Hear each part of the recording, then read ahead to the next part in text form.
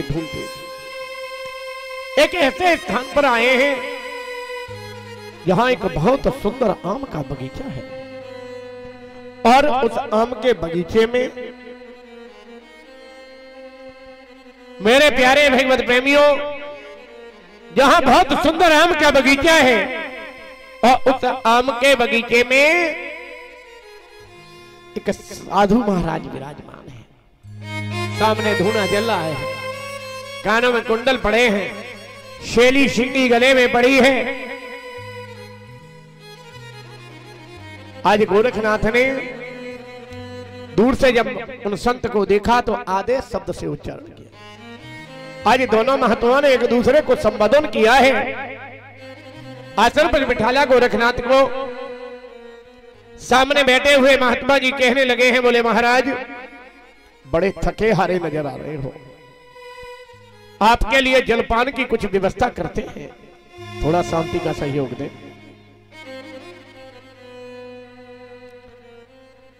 मेरे प्यारे भगवत प्रेमियों, आज कल से जे आगे वाली सीट खत्म कर देंगे, हम बिल्कुल परेशान मत। बोले जहर वीर महाराज की। आज गोरखनाथ सामने विराजमान है। सामने बैठे हुए महात्मा कहने लगे, महाराज मैं आपकी क्या सेवा कर सकता हूं? गोरखनाथ बोले, किसी भी शिष्य को परेशान करने की जरूरत नहीं है, किसी भी शिष्य को तुम्हें परेशान करने की जरूरत नहीं है। मेरे प्यारे भगवत प्रेमियों, आज जैसे ही इतनी बात को कहा है कि किसी शिष्य को तुम्हें परेशान करने की जरूरत नहीं है,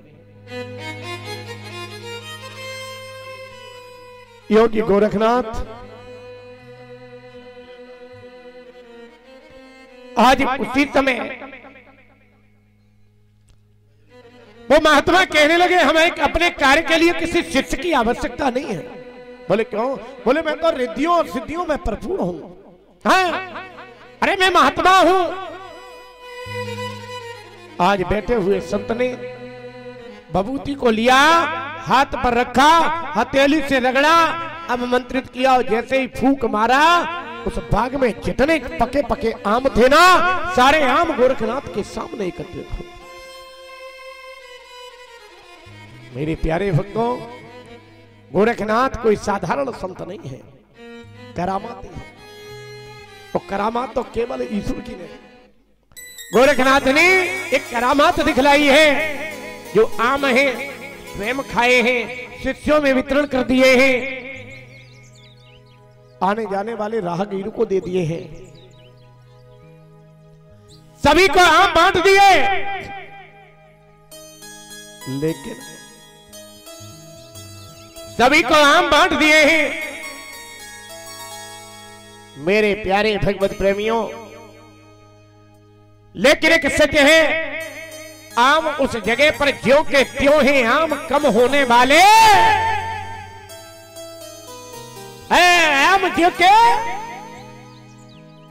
और आम जब ज्यों के त्यों हैं, कम होने वाले नहीं हैं। गोरखनाथ महाराज आज मेरे प्यारे भगवत प्रेमियों, गोरखनाथ महाराज कहने लगे हैं, महात्मा अब जो ये आम बच गए हैं ना, बोले हाँ, बोले अब इन आमों को जहां से तोड़े हैं वहीं पर पहुंचा दो। महात्मा जी कहने लगे, बोले हमें लगता तुम्हें समाज का ज्ञान नहीं। बोले क्यों? बोले संसार में जो एक बार टूट जाता है वो दोबारा नहीं जुड़ता है, और जो मर जाता है वो दोबारा जिंदा नहीं होता। गोरखनाथ कहने लगे, इस संसार का सच्चा साधक और सच्चा संत भी वही है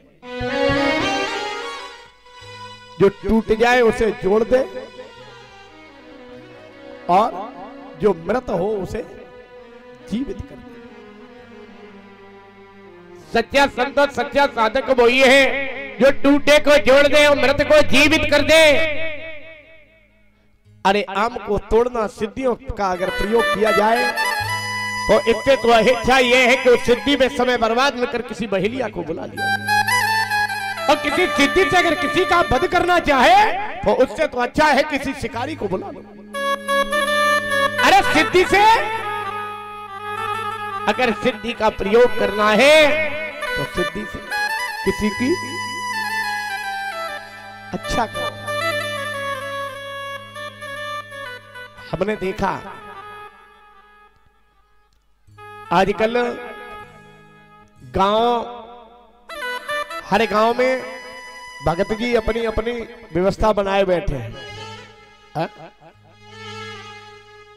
और हमने तो कहीं कहीं ऐसा तक देखा है कि भगत जी जो है जैसे ही पहुंचे उन्होंने एक बतासा रखा और भगत जी खेलना चालू।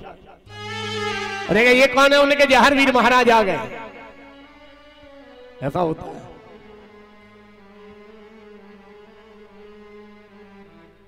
एक बात बिल्कुल सच, मेरे प्यारे, जिस दिन जिसके ऊपर जहारवीर आ जाए उस दिन वो इस संसार में रुकने वाला नहीं, उसकी फिर यहां जरूरत है ही नहीं। बाबा जहारवीर कोई भूत नहीं है, जहारवीर महाराज कोई प्रेत आत्मा थो रही है कि मन में आए उसके सर पर चले।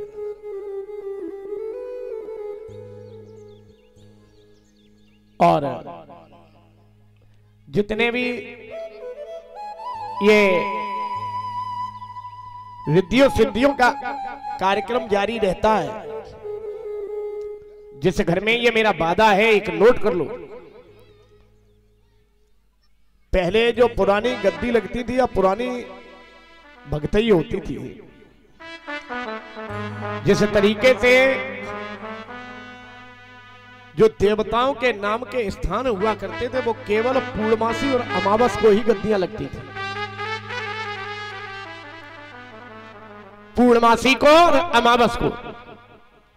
और आज उन्होंने अपने दिन एकत्रित कर दिए। बोले सोमवार, मंगलवार, उन्होंने कहा मां मां शनिचर को लगा था, मां शनिवार को लगती है।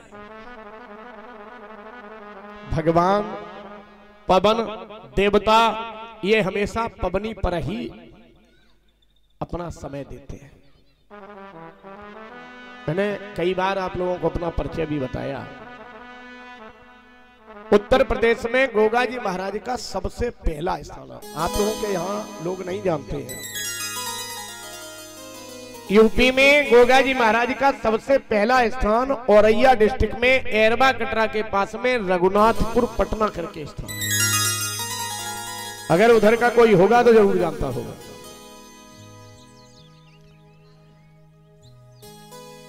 एरबा कटरा के पास। और गोगा जी की यूपी की सबसे पहली गद्दी है, यानी कि वहां के महंत भगत कालीचरण जी का मैं नाती हूं। मैं उस वंश से हूं जहां यूपी में सबसे पहली बार गोगा जी महाराज का स्थान है। और 33 पीढ़ी यही काम करते हो गए, लेकिन हम इन सारी चीजों से बड़े दूर हैं। हम तो गोगा जी महाराज का गुणानुवाद करते हैं। हाँ, लेकिन ये जरूर है हमारे भी यहाँ कथाओं में कई बार एक वाक्य आया, तो मैं आपको एक बताता हूं। इटावा के पास एक रामलीला ग्राउंड में हमारी कथा हो रही थी, और चूंकि अरे बाबा जी क्या बात हो गई?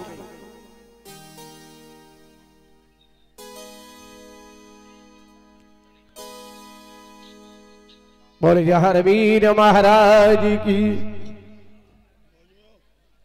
अरे ले, इनकी फोटो जरूर पहले खिंचवाओ।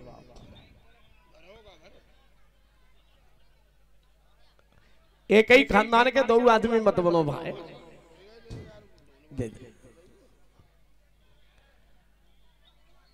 अब ये सब जान जाएंगे कि तुम्हें घर से लड़के दुखी होंगे। तुम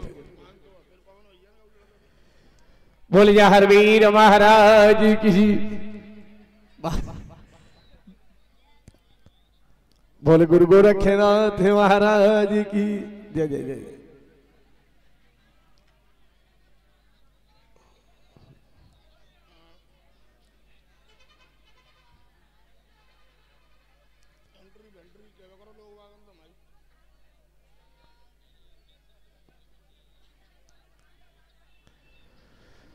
बोले जय हर वीर महाराज की।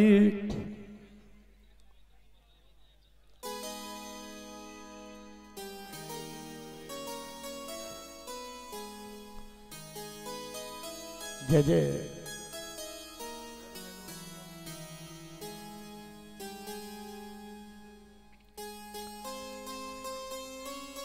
एक बार बड़े प्रेम से जय घोष। हाँ हाँ बोल जय हर वीर महाराज की।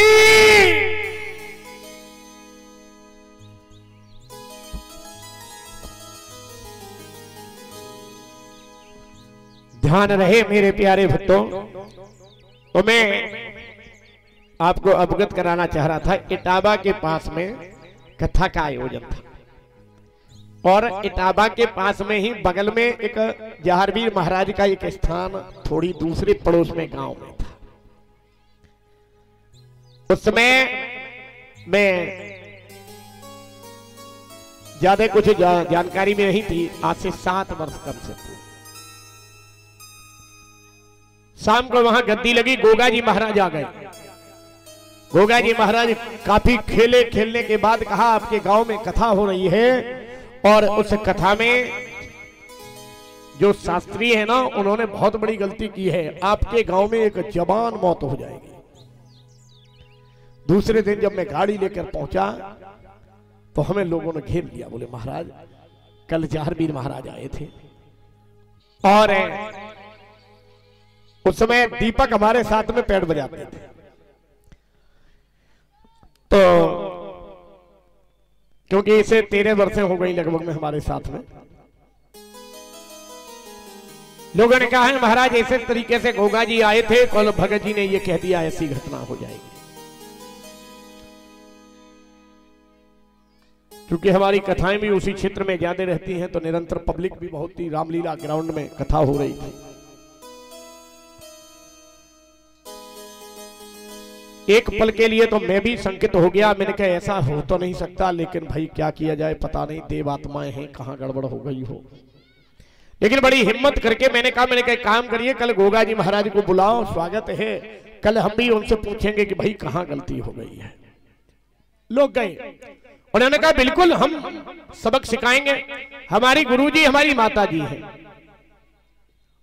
हमारी गुरु हमारी माता जी है। हमने अपनी माता जी से कहा कि कल ऐसे ऐसे एक परीक्षा का आयोजन है। उन्होंने कहा आप बिल्कुल चले जाइए, कोई नहीं, कुछ नहीं होने वाला, चिंता का कोई विषय नहीं है, आप परेशान मत हो, तुम्हारे साथ जो होगा वो तुम्हारी मदद में भरपूर तैयार होगा। जब मैं गद्दी पर पहुंचा तो हमने भी अपने उस इष्ट का नमन किया। बोले प्रभु ऐसा ना हो, ना गड़बड़ हो जाए, हम भी तो अभी कुछ जानकार नहीं हो। ये यथार्थ सत्य है। जब वो आए भगत जी तो उनके साथ में कम से कम 200 लोग थे, माला पड़ी थी, एक वो ढोल बजता है उस तरीके से बजता हुआ आया। भगत जी ने एक गाना माइक पे लगवाया कि आज मेरे घोड़े वालों आवे वो नीले घोड़े पर चढ़ के, गंगा जल छुड़वाया, फूल पुष्प लगवाए और गोगा जी महाराज काफी जल्दी जल्दी खेलने लगे। मैंने माइक पकड़वाया, मैंने कहा बात करें। मैंने कहा भैया आप महाराज कहां से आए हो? बोले तू हमें जानता नहीं है। मैंने कहा आप परिचय देंगे तब तो ना। बोले नहीं, मुझे दुनिया जानती है, मुझे गोगा जी चौहान कहते हैं। मैंने कहा तुम तो भगत जी हो ना, तुम अपने आप को गोगा जी काहे को कह रहे हो? उस व्यक्ति को अपनी बेइज्जती लगी। जब काफी ज्यादा समय नहीं लेना चाहूंगा, जब बहुत समय हो गया तो मैंने उस व्यक्ति से पूछा कि गोगा मेड़ी का गेट किधर है अगर तुम गोगा जी महाराज हो? कई बार इधर उधर करके बताया। मैंने कहा अब ठीक है, अब आप धोख लीजिए। ये दीपक तुम उस समय मौके पे थे? भगत जी से मैंने कहा अब ठीक है, बहुत अच्छी बात है, लेकिन एक बार अपने घर पे फोन कर लो कि तुम्हारे घर पे भी देवता खेल रहे हैं। एक बार अपने घर पर फोन करिए कि देवता तुम यहाँ देवता के दरवाजे पर खेल रहे हो, तुम्हारे घर पे भी दरवाजे पर देवता खेल रहे हैं, पता करें। भगत जी ने घर पे जब फोन किया तो घर की पत्नी ने कहा कि कहां तुम तमाशे में पड़े हुए हो। जब भगत जी को मैंने परिचय बताया कि मैं भगत कालीचरण का नाती हूं, यूपी की कोई दूसरी गद्दी आज तक इस मामले में नहीं है, भगत जी ने दंडोत किया, आज तक सामने नहीं आए हैं।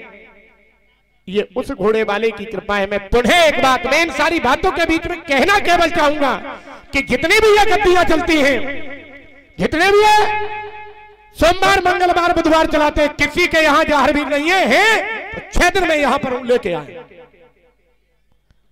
बोल जहर वीर महाराज की।